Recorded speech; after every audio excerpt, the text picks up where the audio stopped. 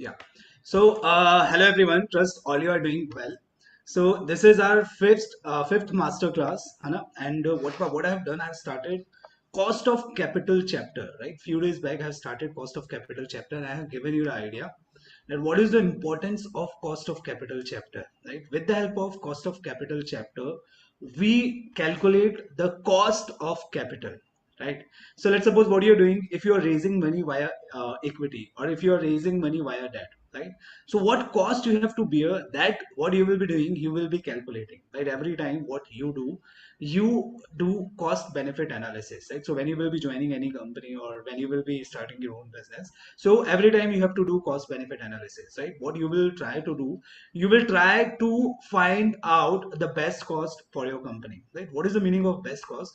Let's suppose what you're doing, you're borrowing loan, right? So what you have done, you have requested quote from bank. Right now there are three banks who has given you the quote, right? SBI is saying that they will be giving you loan at 10%. uh, there's another bank, HDFC, who is saying they will be giving you loan at 11%. There is another bank who is saying they will be giving you loan at 9%. So obviously, which loan you will be borrowing? You will be borrowing the loan for which you have to pay 9% interest, right? So here in this chapter, we have discussed that what is the relevance of cost of capital, right? Now, what I will be doing, I will be make you learn that how to calculate individual costs, right?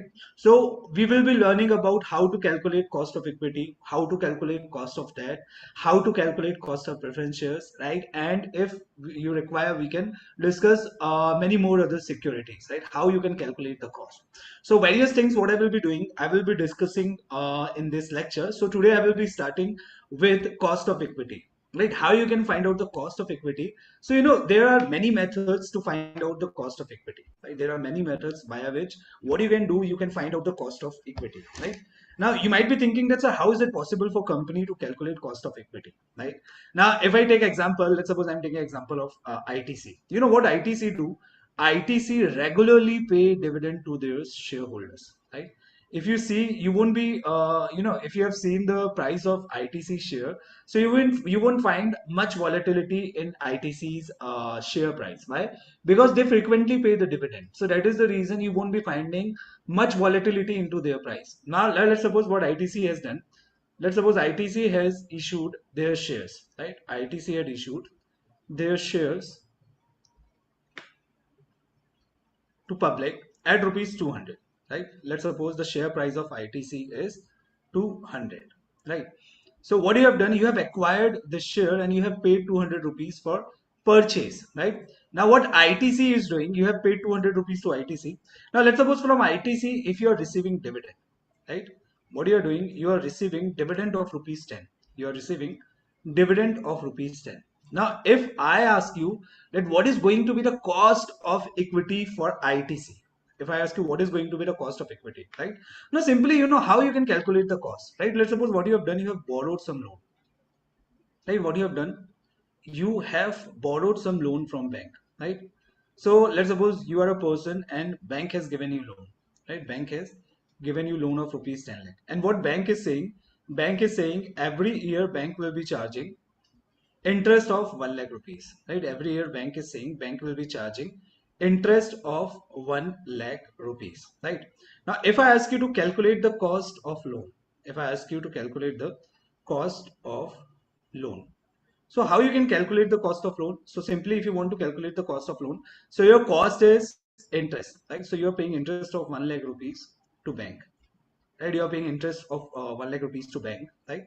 And further, if you see, the total borrowing is 10 lakh rupees. So simply the formula is going to be interest divided by loan amount into 100. So you will be able to find out that what is the cost here. So 1 lakh divided by 10 lakh into 100, if you will do. So here you will get the cost, that is 10%, right? You will get the cost, that is 10%. Okay, okay, so it is going to be 10%. But if you see here, what bank is doing, sorry, ITC is doing, ITC is paying dividend of rupees 10, right? So your formula is going to be same, dividend divided by market price of share into 100, right? This is how you will be able to calculate the cost of equity. Now, this is the one of the simplest method via which what you can do, you can calculate the cost of equity, right?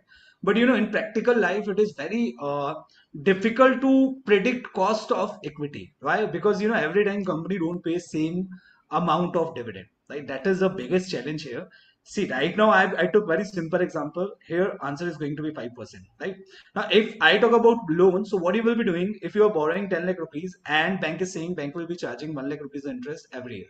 So here interest is going to be same for every year, right? Here interest is going to be same for every year, pakke pakke se, right? Every year you will be paying 1 lakh rupees interest. So here you won't be finding out any change in interest amount, right? But in case of dividend, if you see the past record of any company, even though ITC, you will see every year company pay different amount of dividend, right? Now let's suppose if you want to predict that what is going to be the cost of equity in coming years. So how you will predict this thing, right? Yeah, if company is paying dividend right now, so it is easy to find out cost of equity, right? But in case of equity, there are multiple methods via which what you can do, you can calculate cost of equity, right? So I will write down the methods here, methods to find out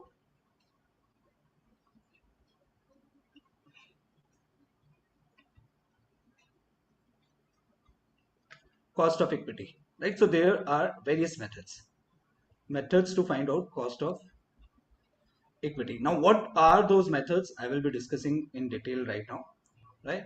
So, there are many methods.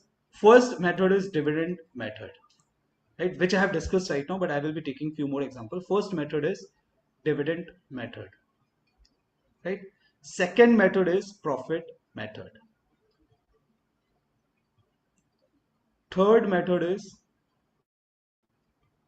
Gordon growth model. We say it as a growth model also, and it is also known as Gordon growth model, right? So most of the time company use Gordon growth model, है So these models are quite better than dividend method and profit method. So Gordon growth model is quite important model, right? Along with this, there is another method that is CAPM, that is capital asset pricing model, right? So these last two methods are the most important methods, right? Which you should learn, right? And these methods are quite different from simple formulas, right? So I will be explaining to each and everything. Now, in case of dividend method, we have seen the formula. What is the formula if you want to calculate cost here? So formula is going to be dividend divided by market price of share, right? Here, in case of profit method, what you will be doing, formula is going to be PAT divided by market price of share, right? Now, in this case, what is going to be the formula? This you have to understand, right? In this case, formula is going to be, I will be explaining you the formula also, D1 divided by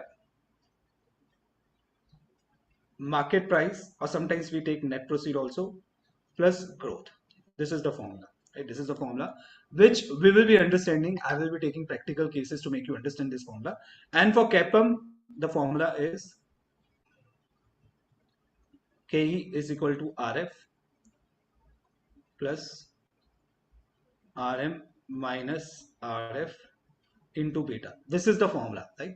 So don't worry, I will be explaining you each and everything in detail, right?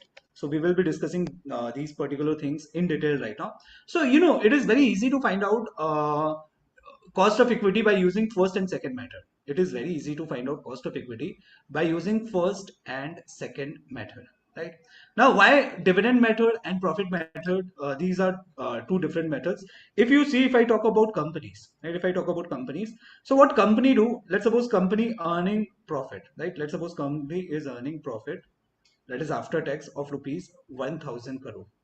Now you just think, is it necessary for company to distribute whole profit, right? To distribute whole profit to shareholders. Is it necessary? No, it is not necessary, right? Here, who will be taking the decision? Here, is it necessary to share the whole profit to shareholders? No, it is not necessary, right? Why it is not necessary? Here I am telling you the reason. See, here, who is having authority to decide the dividend amount? Right? So your company has earned 1,000 crore rupees. Now, board of directors, they are having authority, right? Board of directors, they are having full-fledged authority. So board of directors, what they can do, they can decide that how much dividend they have to pay, right? Board of directors, they can decide how much dividend they have to pay. Like board of directors will be deciding this particular thing, right? So let's suppose out of 1,000 crore, board of directors they have decided that 60% dividend they will be distributing, right? So they will distribute only 600 crore rupees to shareholders, and remaining 40% they will retain with themselves, है ना? And that is known as retain earning, right? So they will be keeping 400 crore with themselves, and they will be distributing 600 crore to the shareholders, right? Now, if you see here, so let's suppose total number of shares are, let's suppose company has issued total number of shares, we can say 10 crore, right? So company has issued, or we can say total shareholders are 10 crore, right? Total shareholders are 10 crore, right? Now, if you see here, if company has earned profit of 1,000 crore, right? Here we can see the PAT is how much? PAT is 1,000 crore, right? Now, total number of shareholders are 10 crore, right? So what is going to be the EPS here, earning per share? So EPS is going to be PAT divided by number of shares, right? So it is going to be 10 crore. So PAT is going to be how much? PAT is going to be 100 rupees, right? Sorry, EPS is going to be 100 rupees. What is the meaning of EPS? EPS means earning per share. And how much company is earning for one equity shares, for one equity share, right? So company is earning 100 rupees for one equity share, right? Now, how much company is distributing as a dividend? So company has decided they will be distributing 60% dividend, right? So 60% of 100 is going to be how much? It is going to be 60 rupees, right? So company is distributing dividend, that is 60 rupees, and profit for one share is 100 rupees. Now there are two methods to find out the cost of equity, right?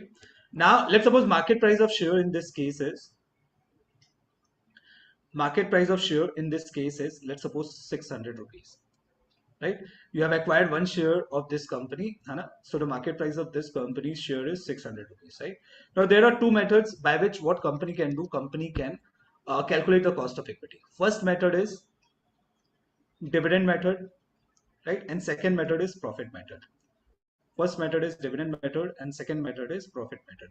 So what is the formula for dividend method? Formula for dividend method is dividend divided by market price, right?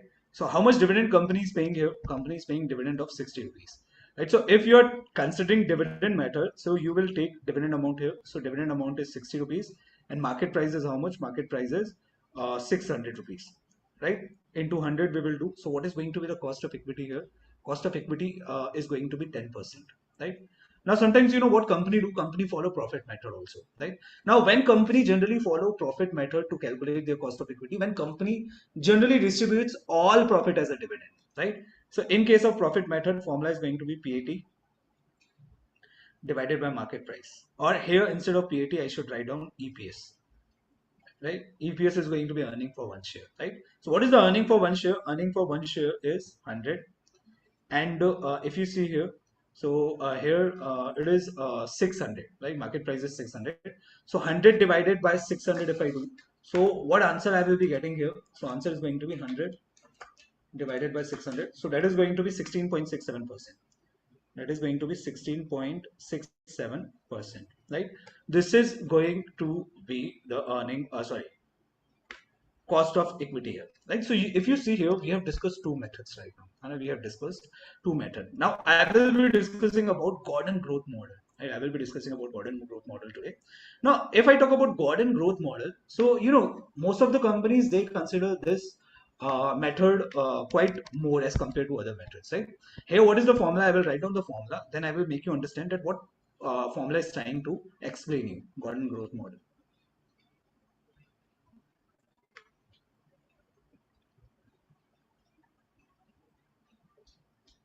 So if you see here, formula is D1 divided by market price plus growth. This is how you can calculate the cost of equity, right? Now, if I take the example here, right? Generally, what we do, if I want to calculate cost of equity, so what I will be doing, I will be calculating the cost of equity on the basis of dividend. Now, which dividend I will be taking, right? I will be taking the dividend which company has already paid, right? I will be considering the dividend which company has already paid. Huh? So let's suppose you have acquired share of ITC for rupees 200. Huh? And you know, in previous year, company has paid dividend of 10 rupees, right? What I will be doing, I will be considering only this price. what I will be doing, I will be considering only this price, right? But here, what is going to be the correct method? Let's suppose here company is planning to raise money by issuing equity shares. So definitely what company will be doing, company will try to find out that what cost company has to bear. So let's suppose if company is issuing equity shares and company has to bear 15% dividend, company has to pay 15% dividend, or if company is borrowing loan, company has to pay 12% interest. So definitely company will borrow loan because here company has to pay less interest, right? So here company will try to find out the cost of equity in coming years, right? So you if you are using dividend method, so you are using historical data, and you're not doing forecasting work, and this is quite irrelevant, right? Now, but what we have to do, we have to learn that what is going to be the cost in future, and accordingly company will make the decision, right? For this purpose we will be considering Gordon growth model, right? Now what Gordon growth model says that we will be considering growth also, right? Because every year what company try to do, company try to pay more and more dividend to their shareholders, right? If you're investing into any equity shares, so definitely you every year you want more profit, right? You will be demanding more profit from the company. So your company considers more growth, right? Company considers growth also. So here if you see, that is going the historical dividend is going to be D0. But here what I've done, I have written D1. D1 means the future dividend you have to find out, right? So let's suppose here company has paid dividend of 10 rupees and company is saying that in next year we will be giving growth of 20%. We will be giving growth of 20%. Chalo, 20% is quite high, right? Let's suppose company is saying company will be giving dividend of 8 growth of 8%. So if this year company has paid 10 rupees dividend, so and company is saying company will be giving growth of 8%, right? So how much dividend company will be giving in this year? So company will be giving dividend of 10 into 1.08, and I'm considering growth also. So this time company will be paying dividend of 10.80 rupees here, right? So if you want to find out D1, so D1 is going to be D0 into 1 plus growth, into 1 plus growth, right? Into 1 plus growth. The same thing I have done here. D0 is my past year or dividend into 1 plus growth, that is going to be 1 plus 0.08, right? Into 0.08. It is going to be, I'm sorry, it is going to be 1 into it is going to be 1.08, right? So here you will be calculating, getting the dividend, that is 10.80, right? So here what company is doing, company has promised that company will be giving growth of 8%, right? So D1 is going to be how much? 10.80, because company is trying to find out what dividend company will be paying in coming year. And market price is, let's suppose here, same, right? 200 I'm taking. Right now, what we have to do, we have to add G here. What does G means? G means growth. Like again, we have to add here 8%. We have to add here 8%. What is the reason why we are adding 8% again here? Because company is promising that company will be paying 8%. Company will be giving growth of 8% every year, right? Company won't be promising that company will be giving growth of 8% for only 1 year. कभी भी company एक साल के लिए थोड़ी ना growth देगी. आप शेयर होल्डर हो, आप क्या डिमांड करोगे? आप आगे भी ग्रोथ डिमांड करोगे, right? So to consider the infinite growth, what we have to do, we have to add 8%, right? So this is going to be terminal growth, right? So that is the reason we are adding 8% here. So if I calculate first, I will be solving this equation, right? 10.80 divided by 200 if I do 10.80 divided by 200 if I do, so what value I will be getting here? It is going to be 0.054. So I can say it is 5.4%. It is 5.4%, right? Plus 8% growth company will be giving. So here total cost of equity is going to be 13.4%, right? So this is how company calculate forecasted cost of equity, right? So this is the most important method which you have to learn here, right? This is the formula which you have to remember, and most of the time at a time of interviewer they are asked such kind of questions, right? So I won't be discussing CAPM model today, right? CAPM model, what I will be doing, I will be covering in next lecture. So in case if you are having any doubt, you can write down your comments in chat box, and I will be taking your query individually. So take care guys, we will be meeting in next Sunday, and I will be taking more concepts and sessions. Thank you, thanks a lot.